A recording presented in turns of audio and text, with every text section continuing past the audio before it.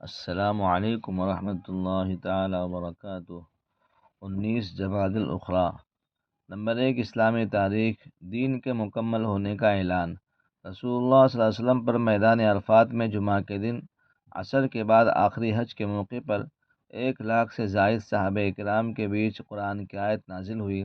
وحی کے بوجھ سے آپ کی اونٹنی بیٹھ گئی۔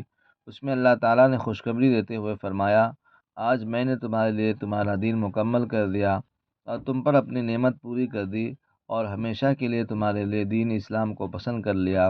اس آیت میں اعلان کر دیا گیا کہ اسلام ہی ایک ایسا مذہب ہے جو قیامت تک آنے والی نسل انسانی کی ہدایت اور رہبری اور دنیا و آخرت میں کامیابی کی ضمانت دیتا ہے۔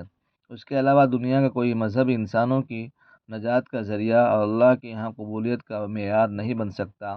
اس لیے اب قیامت تک کسی نبی یا رسول اور نئی کتاب اور نئی شریعت کی بالکل ضرورت نہیں ہے۔ اسلام آخری دین اور حضور صلی اللہ علیہ وسلم آخری رسول ہیں۔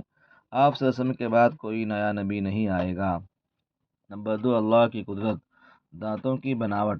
دانتوں کی بناوٹ پر غور کیجیے کہ اللہ تعالیٰ نے 32 ٹکڑوں کو کیسی حسین اور خوبصورت لڑی میں پروایا ہے اور اس کی جوڑوں کو نرم ہڈی میں کس خوبی کے ساتھ پیوست کیا ہے۔ یہ دانت کی ایک طرف جہاں چہرے کی حسن و زینت ہے، وہیں ان سے ہم چبانے، کاٹنے، پیسنے، توڑنے کا اہم بھی کام کر لیتے ہیں، اور اللہ کی عجیب قدرت، ان کو 32 ٹکڑوں میں بنایا، ایک ہی سالم ہڈی کو نہیں ڈھالا، ورنہ منہ میں بڑی تکلیف ہوتی۔ اسی طرح اگر ایک دانت میں کوئی خرابی ہوتی ہے تو باقی دانتوں سے کام لیا جا سکتا ہے۔ ایک سالم ہڈی ہونے کی صورت میں یہ ممکن نہ تھا، مگر اللہ تعالیٰ فرماتا ہے کہ خود تمہاری ذات میں بھی اللہ کی قدرت کی نشانیاں ہیں، تو تم کیا نہیں دیکھتے۔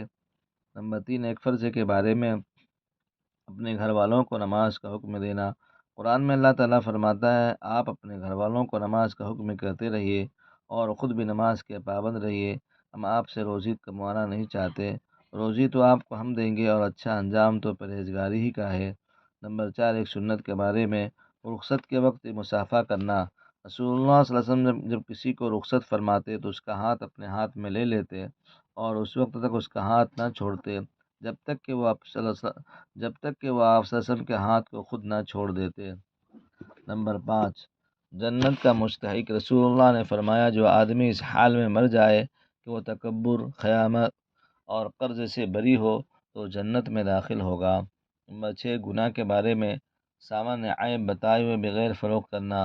رسول اللہ نے فرمایا، مسلمان کا بھائی ہے اور کسی مسلمان کے لیے اپنے بھائی سے عیب سامان کو عیب بیان کیے بغیر فروخت کرنا یعنی بیچنا جائز نہیں۔ نمبر 7، دنیا کے بارے میں رسول اللہ نے فرمایا، موت کا ذکر دنیا سے بے رغبتی پیدا کرتا ہے اور آخرت کی طلب کے لیے کافی ہے۔ نمبر 8، آخرت کے بارے میں قرآن میں اللہ تعالیٰ فرماتا ہے، اس دن بہت سے چہرے تر و تازہ ہوں گے، اپنے نیک اعمال کی وجہ سے خوش ہوں گے، اونچے اونچے باغوں میں ہوں گے، ان باغوں میں کوئی بیہودہ بات نہیں سنیں گے، ان میں چشمے بہہ رہے ہوں گے۔ نمبر 9، طب نبوی سے علاج۔ تلبینہ سے علاج۔ حضرت عائشہ رضی اللہ تعالیٰ عنہ بیمار کے لیے تلبینہ تیار کرنے کا حکم دیتی تھی اور فرماتی تھی کہ میں نے رسول اللہ صلی اللہ علیہ وسلم کو فرماتے ہوئے سنا کہ تلبینہ بیمار کے دل کو سکون پہنچاتا ہے اور رنج و غم کو دور کرتا ہے۔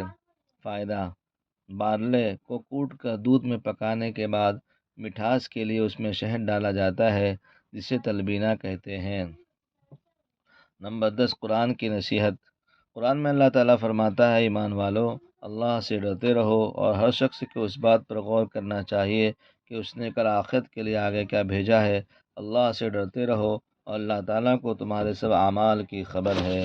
اللہ تعالیٰ ہم سب کو عمل کرنے کی اور اس کو پھیلانے کی توفیق عطا فرمائے، آمین۔